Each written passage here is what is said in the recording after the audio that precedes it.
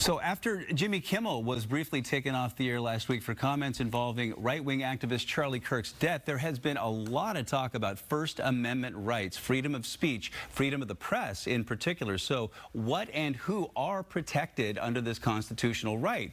So we've brought in Dr. Ring Carlson, the chair and professor for the Department of Communication and Media at Seattle University. Doctor, good morning to you. Good morning. It's good to have you. Okay, so let's start at the very beginning. The right to a free and fair press to hold the powerful to account is in the Constitution. It is there. But in this day and age, as we stand here, or sit here right now, what does the First Amendment actually protect when it comes to news media? So I think it's interesting for folks to think about different types of media as actually having different protections. So you and I are sitting here today on broadcast media, and that's actually the one type of media that is more strictly regulated.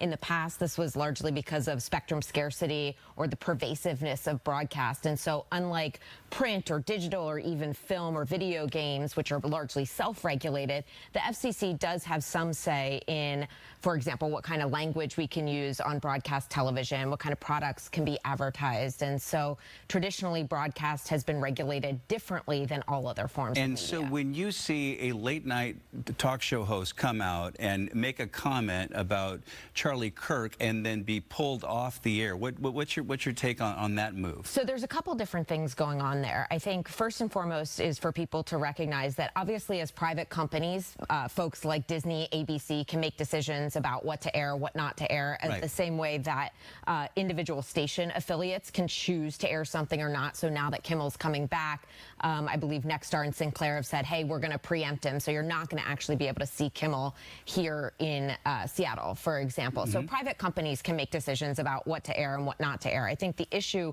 really becomes about threats to the First Amendment in terms of the government trying to direct private actors to say a certain thing, to not say a certain thing, to punish them for holding a certain viewpoint. So largely that is traditionally what the First Amendment, that's really at the core of the First Amendment, is protecting speech, whether it's criticizing the government or anyone else. And keep in mind, the First Amendment really is about government interventions on speech, not about regulating private companies or individuals. Right. Now, last week, Attorney General Pam Bondi claimed that the First Amendment does not protect hate speech.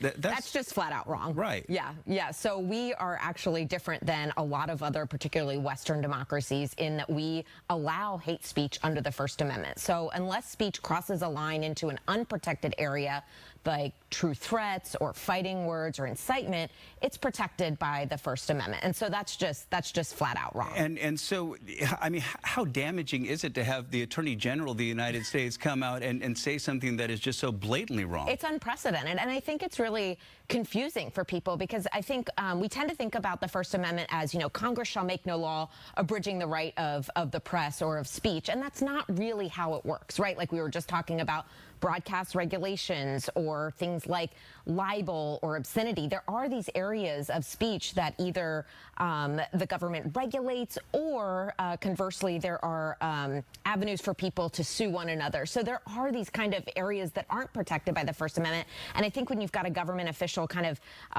leveraging people's lack of knowledge around the weeds or the specificity of what First Amendment protection look like, it can be really dangerous, and I think opens the door for what we're seeing now, which is essentially a government abuse of power, of basically trying to, whether it is threaten with FCC action or, you know, call folks the enemy or the press kind of the enemy of the state, whatever it is really dangerous. Yeah, when the head of the FCC comes out and says Jimmy Kimmel was pulled off the air because of ratings, when he, you know, he is accused now of trying to intimidate broadcasters.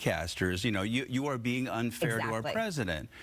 I mean, that's wildly unconstitutional. I mean, even recently, the Supreme Court in a unanimous decision said, you know, government officials can't use their speech to threaten organizations. And it is, I think, really dangerous to have the FCC because I think Brendan Carr, who's chairperson of the FCC, knows that if he were to try and do this the legal way, remember he said we can do this the easy way or we can do this the hard way. If he tried to do this the legal way, he'd lose, right? Historically, you can't revoke a station's license when they say something you don't like. In fact, I don't think a station has had their license revoked in, I don't know, 40 plus years, right? It's very, very rare, almost never happens. And so these threats are really in some ways empty. I think what we have to keep in mind really is about the FCC and even the FTC's role in approving some of these pending mergers, right? So Nexstar is looking to purchase Tegna. We've been through that before. Exactly. I mean, we almost became a Sinclair station, and there was a lot of debate whether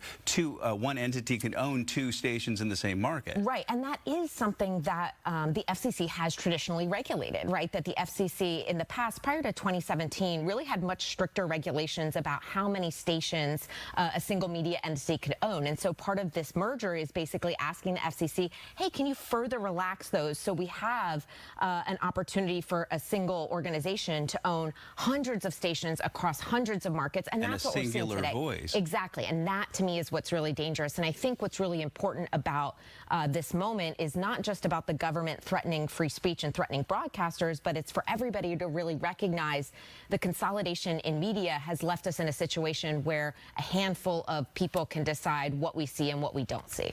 Dr. Caitlin Ring Carlson, the chair and professor for the Department of Communication and Media at Seattle University. Thank you so much for being here. I mean, really great perspective. Great.